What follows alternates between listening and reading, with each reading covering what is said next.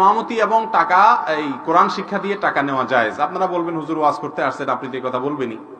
দেখেন ভাই, আবু বকর সিদ্দিক রাদিয়াল্লাহু তাআলা আনহু ইসলামী রাষ্ট্রের দায়িত্ব যখন পাইছেন, খেলাফত পাইছেন, তখন তিনি রাষ্ট্র পরিচালনা করছেন। এরই মধ্যে একদিন দোকান খুলতে যাচ্ছেন। তখন এইটি সম্ভবত বুখারীতে বর্ণিত হয়েছে এবং ডক্টর আলিয়া সাল্লাবি তার ইতিহাসের বেশ কয়েকটা বইতে উল্লেখ করেছেন। পথে ওমর রাদিয়াল্লাহু তাআলা আবু উবাইদুল জাররাহ রাদিয়াল্লাহু তাআলা দেখছেন, দেখে বলছেন যে আপনি কই যাচ্ছেন খলিফাতুল মুসলিমিন? বলে যে দোকান খুলতে যাচ্ছি বাজারে, আমার ব্যবসা খুলতে যাচ্ছি। বলে যে আপনি যদি ব্যবসা খুলতে যান রাষ্ট্র দেখবে কে? তো উনি বললেন যে ভাই আমার তো পরিবার আছে, তোমাদের রাষ্ট্রের জন্য যদি সারাদিন ব্যয় করতে হয় বা পুরো সময় দিতে হয় তো আমার পরিবার কিভাবে চলবে? তখন খলিফাতুল মুসলিমিন ওমর ইবনুল খাত্তাব রাদিয়াল্লাহু তাআলা আনহু, আবু উবাইদা ইবনে জাররাহ রাদিয়াল্লাহু তাআলা তখনকার অর্থমন্ত্রী, তাদের পরামর্শে আবু বকর রাদিয়াল্লাহু তাআলাকে রাষ্ট্রের কোষাগার থেকে ভাতা দেয়া হতো ইসলামী রাষ্ট্র পরিচালনার বিনিময়ে। কোরআন হাদিস কি সাহাবীরা বেশি বুঝছেন না আমরা বেশি বুঝছি? কোনো সন্দেহ আছে?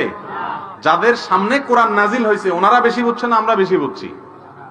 তো তারা যদি দিনই কাজ, এমন কোন দিনই কাজ যে কাজের জন্য সারাটা দিন ব্যয় করতে হয় বা অন্য কাজ করলে আর এটা হয় না, সেরকম কাজ করে বিনিময় নেওয়াকে জায়েজ বলেছেন। অতএব কোরআন হাদিসের শিক্ষা দিয়ে অথবা ইমামতি করে টাকা নেওয়া জায়েজ আছে।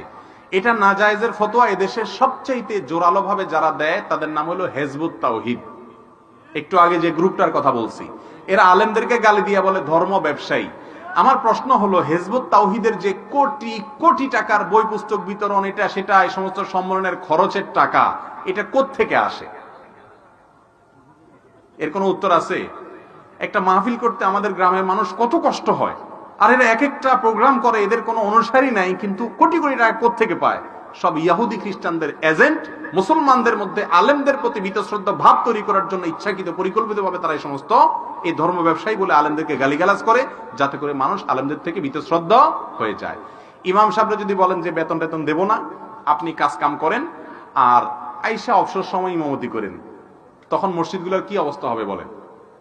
মসজিদগুলোতে কোনো জামাত হবে ঠিক মতো? জোহরের নামাজ দেখা গেল 1:30টার জামাত, ইমাম সাহেব 2টার পরে আসবে, বলবে যে আমি খেতে কাজ করতেছিলাম। আপনার কিছু বলার অধিকার থাকবে?